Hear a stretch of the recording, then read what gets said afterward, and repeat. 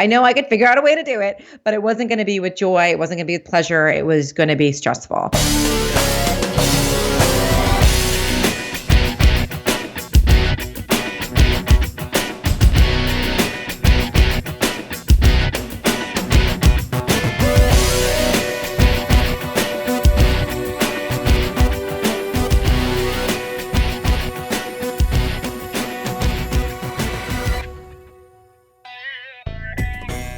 Welcome to the Productivityist Podcast. I'm your host, Mike Vardy, and this week on the program, I'm joined by Mridu Parikh. Mridu is the author of Accomplish It, 7 Simple Actions to Get the Right Things Done and Achieve Your Goals.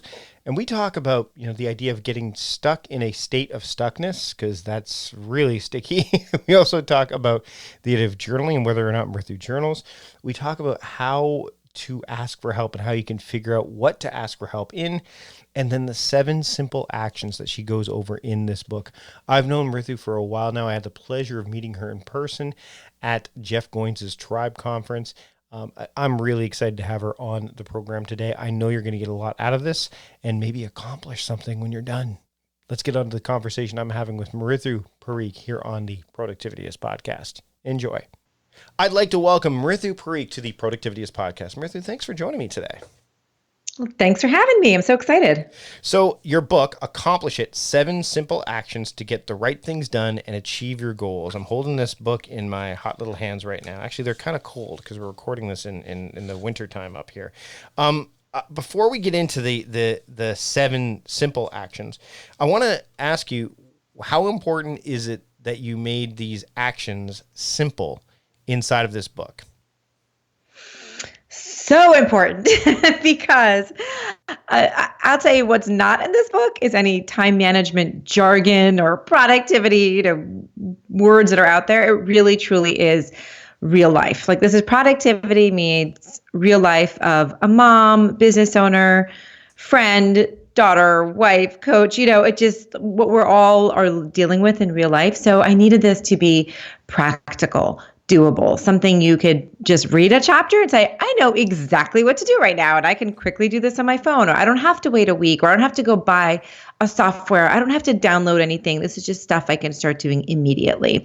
So yeah, thanks for asking that. No one's asked me that because that was probably one of my biggest goals for this book, was to make it completely simple and practical. Well, and I think one of the things you touch on right away is the idea of getting stuck. And I think simplicity can help with that, but it's not easy. And I think there's a distinction between easy and simple. I think that a lot of people, when it comes to this kind of stuff, they think, that they're congruent. They have some similar components, but easy and simple are different. And I want to talk about that first component of being stuck and almost getting maybe complacent or really comfortable. Why? And you address this in the book, but I want to hear it from you. I've done a talk on the state of stuckness before, and it's very it's fascinating that why people get stuck. There's been apps and different programs around getting unstuck. Why do people stay in this state of stuckness? It's so. In some ways, it's actually so comfortable because you don't have to make a decision necessarily. You fall into, we've all heard that term, paralysis analysis, right? You kind of fall into that paralysis of, if I stay here, I don't really need to take a risk in terms of deciding what is the next action or what is the right next thing to do, or, what do I do next? And so it's a very complacent place. It's safe. It's secure. There's no chance of going out of your comfort zone, of things getting messed up or not working out as you planned. And that causes states like procrastination, right? Like, or maybe it's part of it's because perfectionism. You just want to make sure it's perfect. And so it's just a very comfortable place to be. And it usually comes without judgment. Usually, it just keeps you like safe and secure. A lot of people, when they face making changes and they're picking up a book like yours and they're like, I need to, it's not just about getting things done.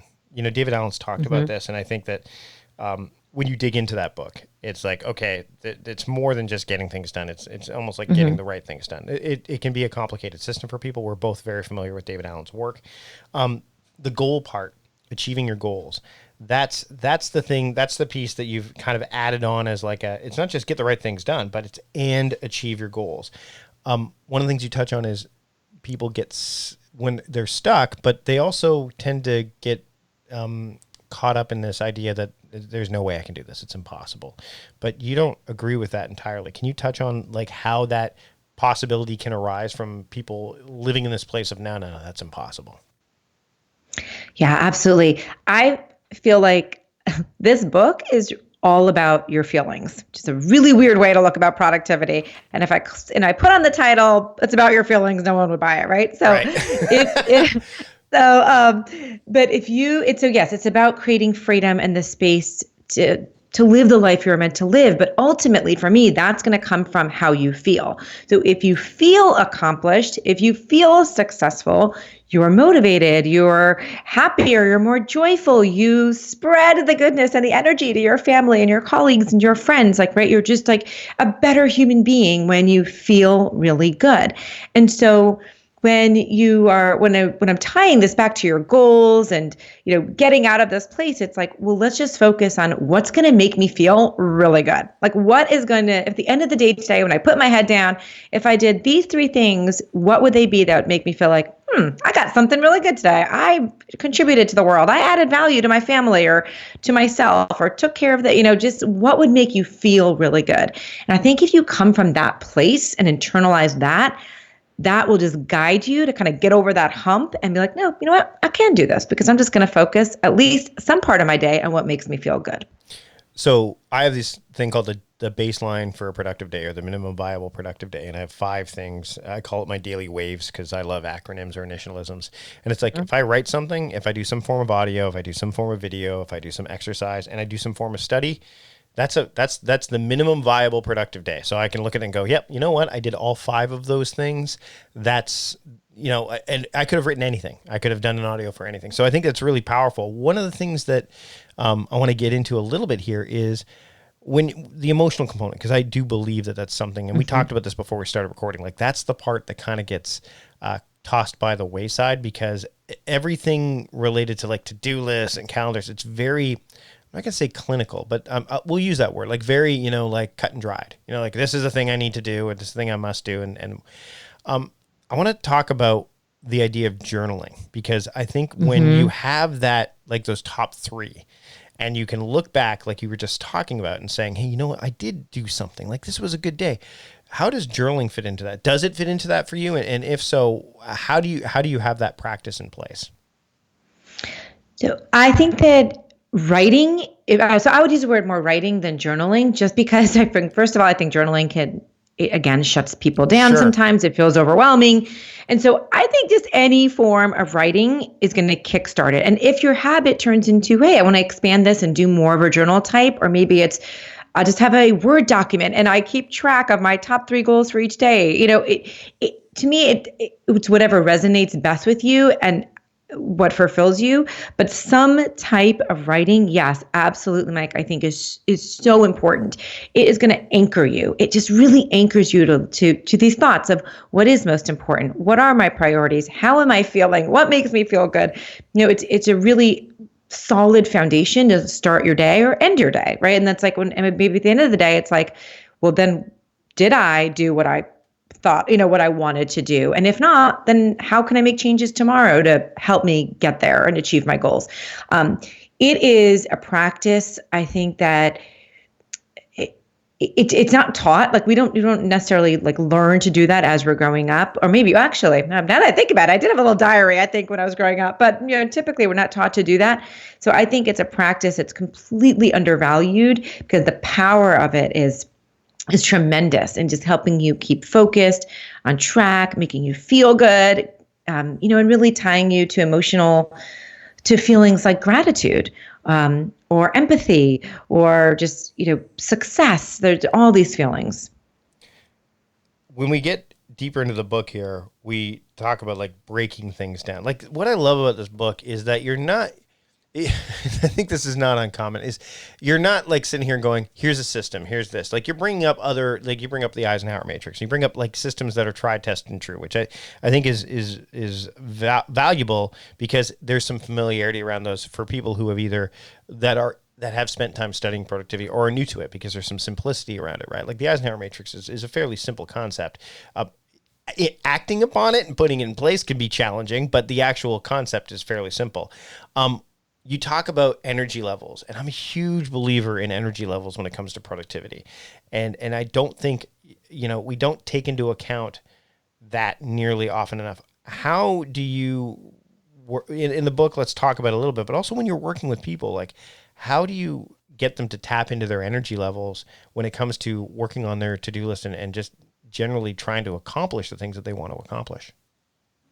That's a great question. Yeah, I think that everybody kind of knows their energy levels, but they might not be in touch with them. So it's something you might not think about, kind of like journaling. It's not a practice that we talk about a lot. So when you can take the time to pull yourself away from the day to day and really think about it, it will come to light. Like, when am I the happiest? When do I have most creativity? When am I the sharpest? When at the opposite, do I need have a slump? When do I need a coffee? Is it 3 o'clock? Is it 1 o'clock? Is it 5 o'clock? And these are things when we start identifying, there's some kind of natural energy. And then there's other types of energy that we can kind of help motivate, that maybe it is a little sluggish, but what are some things we can do to help during those times? And by the way, those are sometimes really counterintuitive, like take a nap when you're actually tired instead of trying to fight through it and getting another coffee.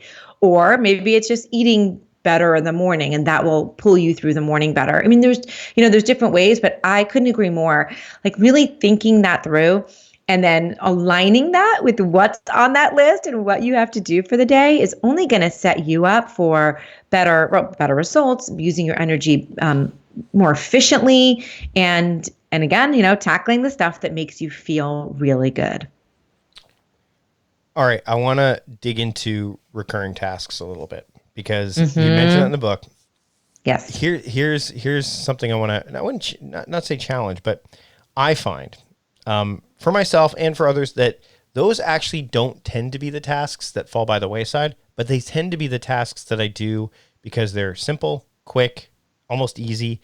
And then I because there's so many of them, right? Like once you get, so you talk about be aware of them, and I want you to touch on that. But I also want you to talk about the danger of if you're almost hyper aware of them, and you even the easiest ones, and you end up doing them. We talked about the wrong, we talked about energy levels and stuff.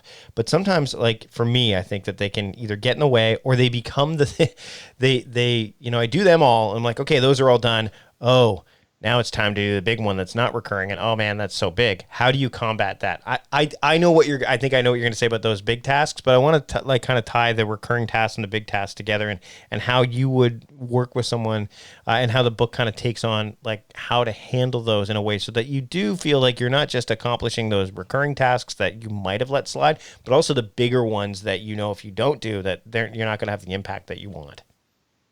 Yeah. So yeah, I think I know what you're referring to in the book. And so there's different types of recurring tasks, and we all have that, right? Some you put on there and you're right. You manage them, you do them every day. Like, it's just at some point just becomes habitual. You might not even need it on your calendar, but it's there, and that's a great reinforcement, and I'm all for that.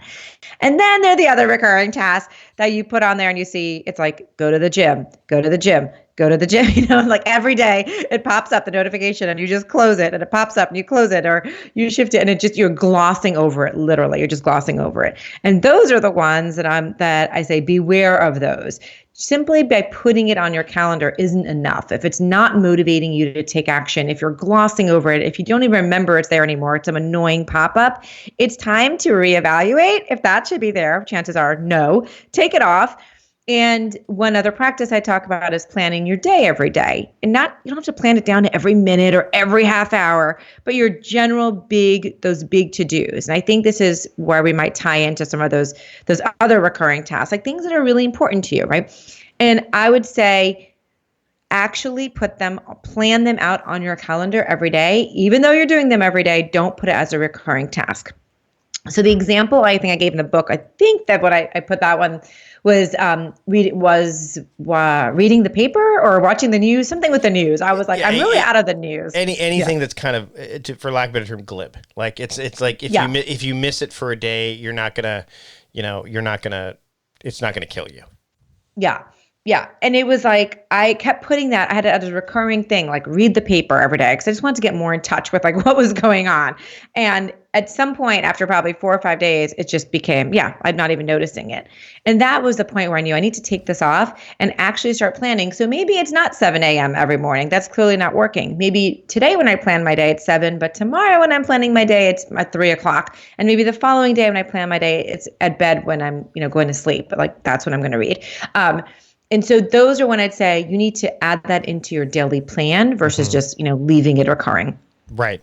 And then, yeah. And then you were saying like, what about the things that are on there, but you just kind of do by obligation versus working on what you should be working on? Is that? Yeah, I think so. But I mean, also those bigger tasks that are like, you end up getting those ones that you said are kind of, I'm not going to say, they're the ones you don't need to have on there anymore because they're kind of, but then there's the ones that are big that because you've had those smaller, like almost empty calorie recurring tasks for those bigger ones. By the time you get done those, it's like when you, I'll try to use this as a metaphor. It's like when you snack all day and then you're ready for a big meal and you can't eat because you've snacked on these little things all day and now it's time for the big meal.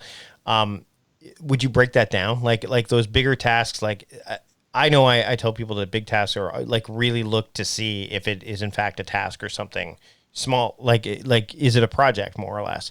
Do you find that happens too? Yes. So my other personal example for that one would be do financials. Do financials. It's every Friday. I was due financials on my calendar. It would never happen, right? Never. Because I was like, that was the worst thing for me to ever put on my calendar. Like who wants to, well, I hate doing that. Of course, there are some people who'd love to do that, but it was the worst thing for me. And it's so big and so heavy and so overwhelming for me to think about that it was never going to happen.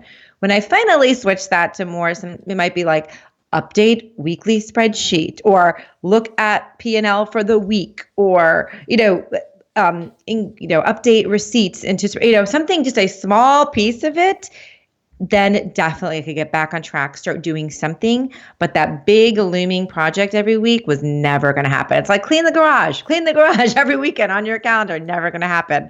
Maybe just like take the bikes to Goodwill. Okay, we could do that, So yeah, I totally agree. Breaking that down is so important for you to stop glossing over that, but really motivate you to take action. And then what happens? You start taking some action. You start feeling really good about it. So action then leads to inspiration. And so you feel more inspired to take the next step and the next step, but you've got to start taking that action because it feels good.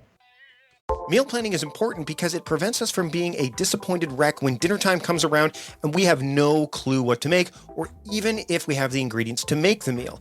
It's a time and a money saver, but most importantly, it frees up valuable brain space. Creating a meal plan prepares us for the week to come and gives us peace of mind that we're organized and can feed ourselves and our family. That's why I do it, and that's why Plan to Eat helps me do it. Your subscription includes access to the Plan to Eat website and fully featured mobile apps on iOS and Android.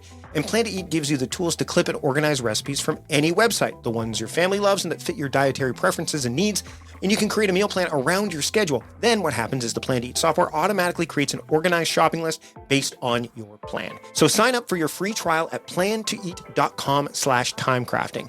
That's plantoeat.com/timecrafting. The coupon will be automatically applied to your account and can be used when you're ready to subscribe. It's valid for new customers only. Give Plan to Eat a try today.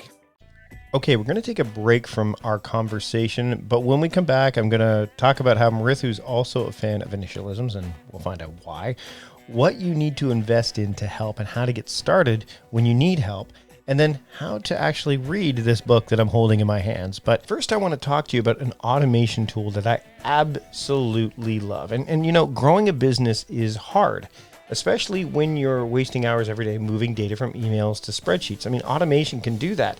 And then you're moving them to your CRM or wherever else you need it to go. You're trying to connect a bunch of dots, and that's not something that you should be doing. Remember, my motto, one of the sayings I've said is your mind was meant to be a factory, not a warehouse. That kind of stuff should just happen, and you shouldn't have to lift a finger. Well, Zapier can help. Zapier is the easiest way to automate your work. I absolutely love it. I am digging in deeper and deeper into what Zapier can do for us. I mean, it connects, services that I'm using, and allows me to make sure that they are talking to each other so that I don't have to talk to them. There's no more wasting time on tasks that you know could be automated with Zapier. Zapier was built exactly to handle all that kind of stuff. Just go to the special link right now if you want to check out Zapier, zapier.com/timecrafting, and then connect the apps that you use the most, and Zapier takes it from there. You can instantly engage with leads through your CRM, and then have that connect to a spreadsheet. You can notify your team so that they can act fast on every single opportunity. I mean, we're planning this event right now called The Big Ready. We've connected a whole bunch of things with, Google Drive and Slack. There's so many things that Zapier can do. And because that's Zapier's job, you don't have to worry about, did an API change on one and now all these things are broken. You can go to Zapier and either connect the things that, may not necessarily connect easily on their own, or you can establish new connections to apps that you've just started using. There's just so much that Zapier has to offer, and that's just scratching the surface. Zapier supports more than 1,500 business applications. So the possibilities are virtually endless. I'm struggling to even share with you right now all of the ways that we use it. And my friend Jimmy Rose has a course about Zapier that I've been taking as well, so I can leverage even more of what Zapier has to offer. I want you to be able to leverage what Zapier has to offer as well. So right now, through the end of this month, try Zapier for free. Just go to zapier.com/timecrafting. That's zapier.com/timecrafting for your free 14-day trial. Zapier.com/timecrafting. And yes, I'm Canadian, so I say Z, not Z. But if you need to, zapier.com/timecrafting. Zapier rhymes with happier, and it makes my work life happier, and it'll do the same for you.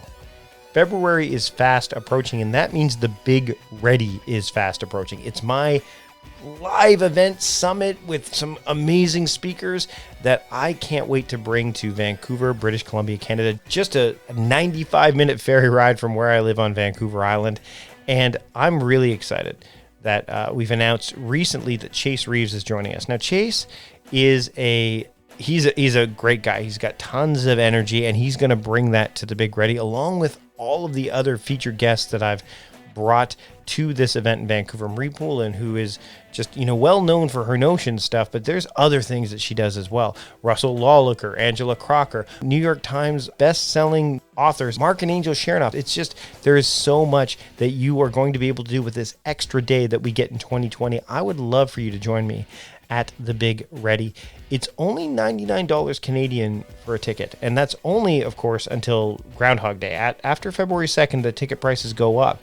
So if you're interested in joining me and a slew of stellar guests and just like-minded people that are ready to take action with the bonus day that we get and marry their intention and attention and just have a great time, join me at the Big Ready. You can go to thebigready.com to learn more. And by the way, there is an extra VIP opportunity as well that you can find out there as well, where you can join me for 3 hours so that we can take the intentions and attention that you kind of hone at the main event on the Saturday and take it to the next level the next day. All the information can be found at thebigready.com. I hope to see you there. Now let's get to my Productivityist podcast pick of the week. And this podcast does not need my help, but it's one that I kind of didn't really listen to until a very recent episode. It's the Joe Rogan Experience. Yes, I know. He's got millions of listeners already, but I kind of dismissed Joe Rogan's podcast based on the fact that I just didn't, I knew he was a comedian. I'm a guy who loves comedy, but I just didn't know what I would get out of it. And then he had Robert Downey Jr. on the episode, and I've been paying a bit more attention to Joe Rogan's YouTube channel. And I started to look at some of the other guests he had, and it reminded me a lot of what Dax Shepard is doing on his program, Armchair Expert. But Joe's been doing it for way, way longer. So if you are interested in listening to the Joe Rogan Experience, there are several episodes that I would encourage you to listen to. He's had Malcolm Gladwell on the program, Bill Burr, who's a great comedian. Nikki Glaser was on, her comedy is not everybody's cup of tea, but she does talk about how she quit drinking. Things like that, the unconventional things that you can find on a podcast, especially a podcast you don't normally expect. I think that's kind of a cool thing. So I'm gonna throw my recommendation out to give the Joe Rogan Experience a try. It's my Productivityist podcast pick of the week. Now let's get back to my conversation with Mridu Parikh here on the Productivityist podcast. Okay, so now I want to talk about action, because when you look at the book and you go through the chapters, all of a Mm-hmm. sudden there's this initialism. I talked about my initialisms earlier on with the daily waves. The seven simple actions, they stand for something. The word actions is an initialism. That's the case. Can you go into? We've talked about a few of them, but let's actually do kind of that Cliff's Notes, like, hey, here's what they all seven are, and then we'll dig into the remaining ones we haven't touched on yet. Sure, absolutely. Yes, it is. I know. It was a little spoiler alert. That's right. The seven actions are like that acronym for the seven actions. So I'd say, and so I start the book by saying, if you do A and A alone, you will reach like productivity guru status. Like that's probably the biggest impact, although all of these are important, and that's to avoid distractions. And I know you've gone in depth on this on your podcast, and everybody knows that they're the biggest enemies of our focus and our concentration. But really, if we can start taking control of that and getting back to things that we used to cherish, like attention and good old-fashioned eye contact, your personal success, your professional success is going to increase just hundredfold. So that one I'd say is a really important one, and we can dig into that later if you want more. Should I move into the next? Yeah, let's move on. Let's get through all. And then I want to dig into. Talk from personal experience about help, but we'll get into that in just a minute. Let's go through the remaining ones. Okay, perfect. So C is to commit to your priorities, or I like to say commit to your power hour. And that is really committing to this time frame every morning that's undistracted, ruthlessly focused, to just have 1 hour at most. And if that freaks you out, start with 30 minutes of focusing on your biggest priorities for that day. Okay, so that's another one. It's a great, easy one. T is to time block, blocking your time. Again, I know you're a big fan, and we talk a lot about this, but not just for the meetings and the appointments and doctor's appointments, but to actually get the work done, so you can plan your days accordingly and not overestimate or underestimate. So that's a big one. We're recording right now on my listening day, because Wednesdays are the days that I focus on audio. So it removes decision fatigue, which I think is a fantastic tool too. Yep. The I is to invest in help. So that is delegating and just not taking everything on yourself and just suffering it through it, because there's so many other ways to get support. So that one's invest in help. The O is own your voice. And this essentially is about communicating and being able to say no, because as we know that every time we say yes to saying yes to something, we're saying no to something else. So how do you say no to the right things so you can say yes to the things that are more meaningful? The N is no more in your head, which is all about writing everything down. Every thought, every list, every idea, every program, everything, write it down. So we don't forget anything, nothing falls through the cracks, and it's just a great habit and really, really keeps you organized and on top of things. And the S is to systemize, creating systems and processes in all across your life, whether it's home life, work life, to really support everything you've done to this point, supporting your priorities and your time blocking and investing in your help. They've got to be systemized or you risk failure. So let's talk about that last one, systemize.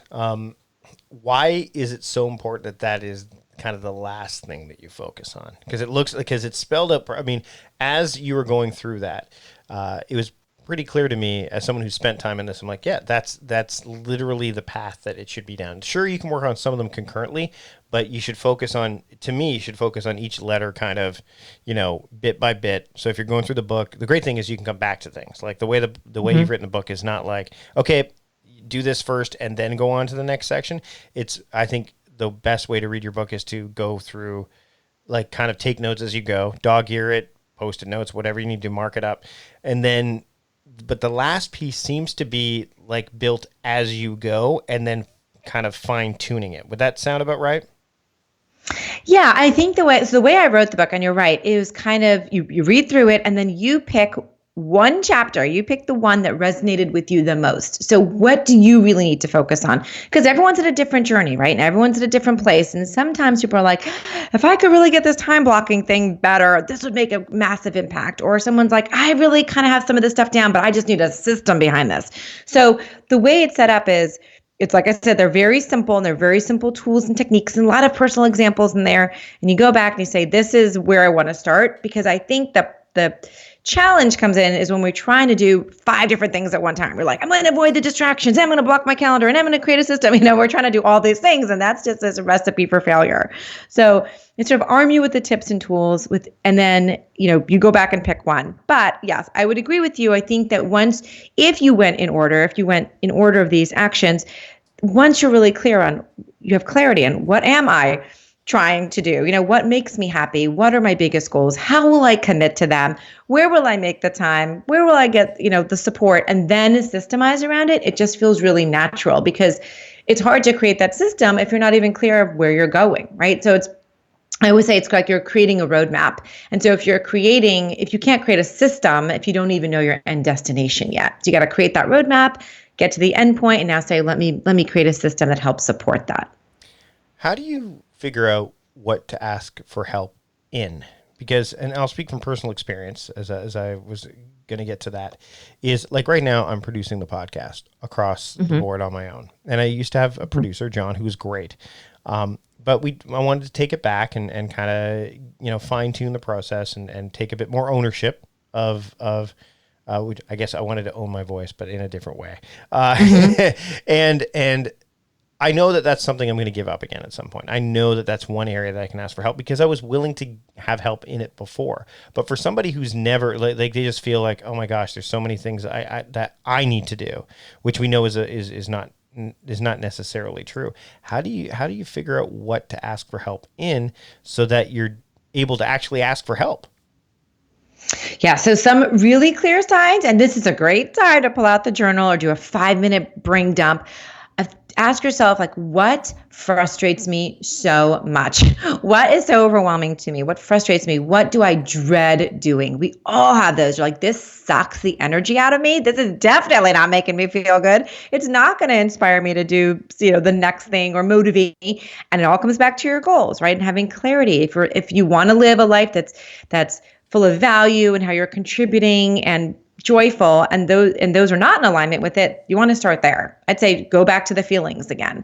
So if you focus on what sucks my energy out and what's overwhelming and what do I hate to do, I would say start with that list. And then when you're looking at that list, let's say you have 5 or 6, different tasks on there, pick one. So we're going back to breaking it down, getting really clear, not overwhelming ourselves. Pick one, just one at a time. Like, okay, here's one.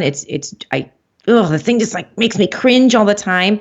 Let me see what it'd be like to just dip my toe in the water and get some support and some help over here, which, by the way, probably where systems come in. And if you're going to be bringing somebody else in, it's like, well, how do they prepare this task or develop it or create it? So you're kind of creating a system around it, but just start there. So because what you'll do is just gain confidence. Like the more you kind of offload, or the more you feel the success, or the less weight that's on your shoulders, the more likely you are to, hey, let me dip my toe into the next one and the next one. But again, start with the things that you're really dreading or just feeling just terrible.